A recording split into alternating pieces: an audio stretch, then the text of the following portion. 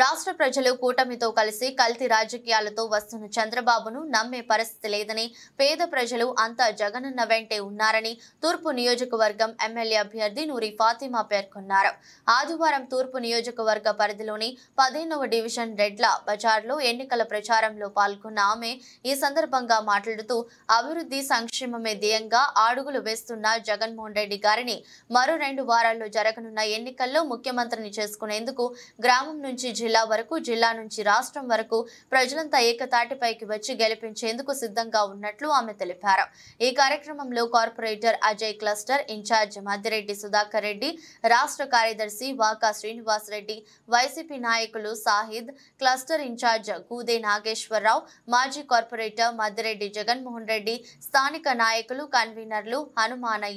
హనుమాయమ్మ, అంజిరెడ్డి, బొల్లా కృష్ణారెడ్డి, రాంబాబు, చంద్రారెడ్డి, నరసింహారావు, నన్నే భాయ్, గోపి, తాటి హనుమంతరావు,